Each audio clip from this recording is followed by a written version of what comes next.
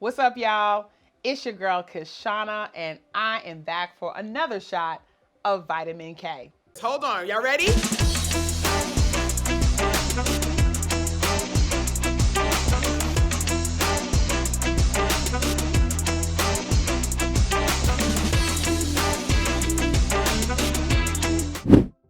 Okay, friends, so we have been talking about how to hire when you don't have HR. It's a thing, y'all. Okay, everybody is not able. So if you have not watched my first two videos in this series on how to find great people and on how to hire great people, then I want you to go back and take a look at those quick videos and then come back to this one or watch this one and then go back, whatever tickles your fancy. But in this video, I'm gonna talk about what happens once you have made the hire. And so I wanna make sure that we remember that when you are hiring and you don't have HR, there are a couple things I want you to keep in mind. Number one, I want you to ask the big questions. Number two, I want you to set specific goals. You've got to build the right candidate pool. Then, my friends, you've got to market to the candidates you actually want. You've got to be able to step outside your network and network year round. You've got to have an equitable hiring process, get the right people involved, make sure that you are thinking about that equity and parity all the way to the end, which for some of us is harder than others. And you've got to be able to make a sound decision that is not steeped in confirmation bias, like me bias, or any of the other myriad of biases that we tend to hire with. But let's say that you made it all the way to this point, okay? You're coming out from District 13 and you've made it all the way and you have hired a really amazing human to bring into your organization and onto your team. What then? So how do you keep great people? This is where a lot of us tend to fall down because we hire folks when we are stressed out, busy, over the edge, work to the bone, all the things, panicked. And so it introduces a level of urgency that is not backed by resource that does not set up most of our new team members for success. But there is a really simple way to circumvent that. And that is, and don't go to sleep with me, y'all, onboarding. Let me say it again. Onboarding. Having a great onboarding process for your new team member is going to allow them the best, cleanest runway to be set up well so that they can succeed. And so a lot of times I have worked with clients where their onboarding process was literally a checklist with, did you get a computer? Do you have your passwords? Do you have access to this software? Did you fill out your HR documents so you can get your paycheck? Friends, that's what I call a quick start checklist. That's not onboarding. Onboarding is the process that allows the employee, the new team member, to learn, to do, and to see in your organization, and allows team members and other stakeholders who are going to be working with that new team member and alongside them to really fold them into the organization in a very measured way. And so I like to look at the onboarding process as about 100 days to 6 months. But that first good chunk is that's like 90 to 100 days. And so in that first 30 days, what are you doing? 60 days, what are you doing? 90 days, what are you doing? Here's how I set it up, real simple.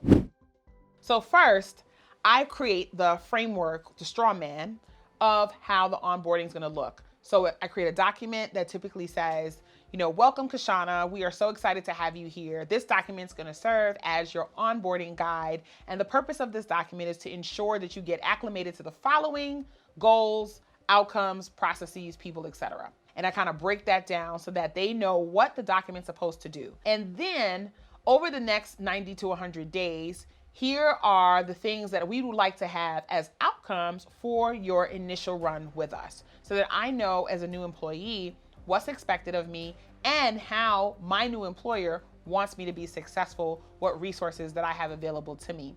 And then I break that down into smaller bites. So for a new team member's first couple of weeks, I might have all of their meetings scheduled for them with different team members to get them acclimated to the different departments, different teams, ways of working. And pro tip, don't just put meetings on the schedules of the team members that folks have to talk to.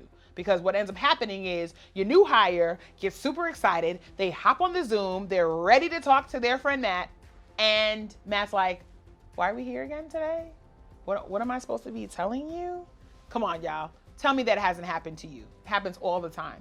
And so as the hiring manager, I tend to, ahead of that new team member starting, send out a document, a memo, a voice note, a video, however your communication norms are within your organization, letting each person know we have a new team member started.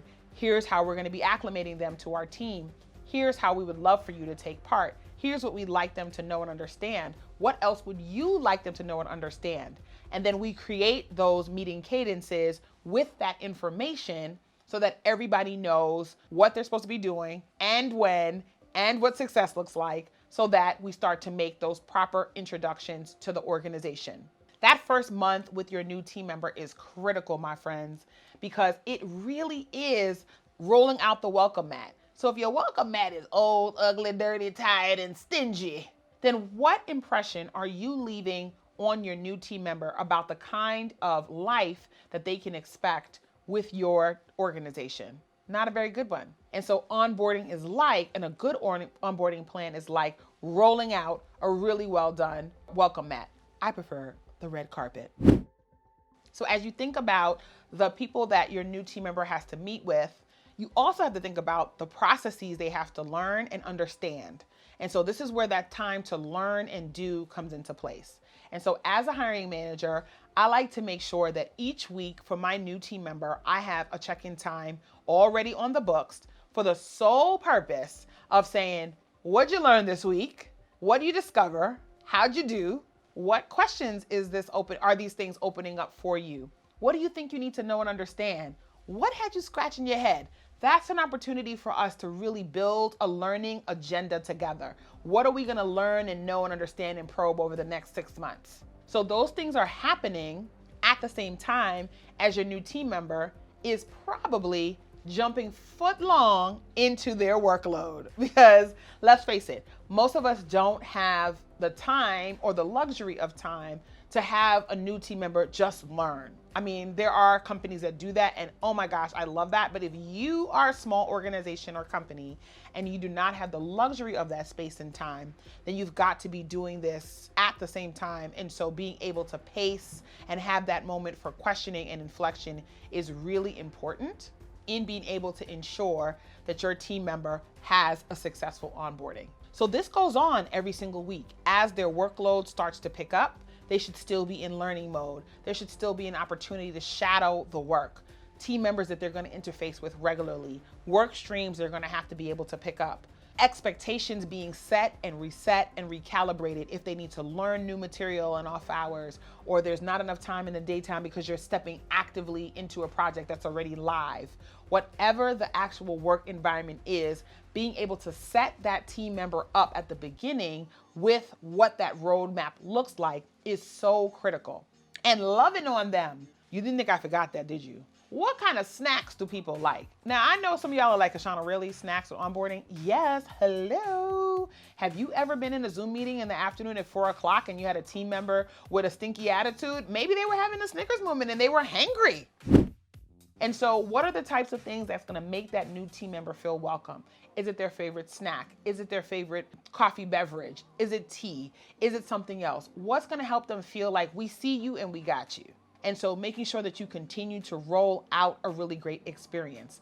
And this is something that we tend to forget in onboarding because it's all about giving people space to learn. If there's a place or a space that you have to correct something really early on, or as my dad likes to say, you have to offer another alternative, then this is a really good opportunity in your onboarding for you to be able to have those conversations with your new team member. Believe it or not, that will help really set up great parameters for trust and allow them to feel like they are being seen and valued, which is so important when you think about employee retention.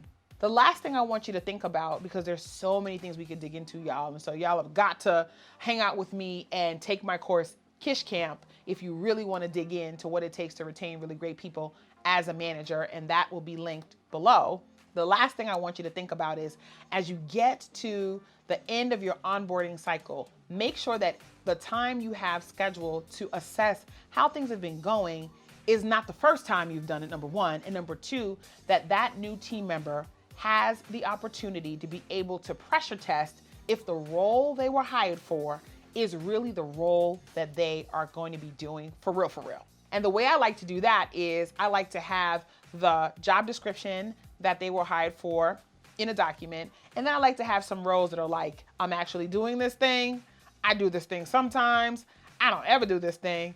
Actually, these are all the things I do instead, so that you can really early in, if necessary, recalibrate the role, maybe recalibrate expectations, reassess if the role is really designed to get to the outcomes that you need, and give that new employee an opportunity very early on to practice agency in their role, all of which will be setting them up for success, because you are setting up a healthy working dynamic where they are invested in their role and have a say in it, and you are continuing to make sure that expectations are clear as you charge toward path to goal.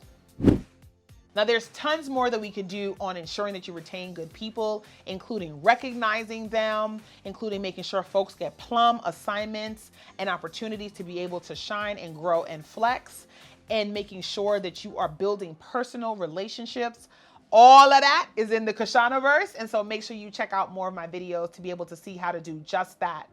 And if you have other ideas about how to make retention easier when you don't have a whole HR team to help you do it, I want you to be able to drop that in the comments below. If you like what you heard, make sure that you like, you subscribe, and you share this with a friend who's a people manager who is bringing on a new person and you know they need help. Until next time, my friends, be well. And this has been another shot of Vitamin K.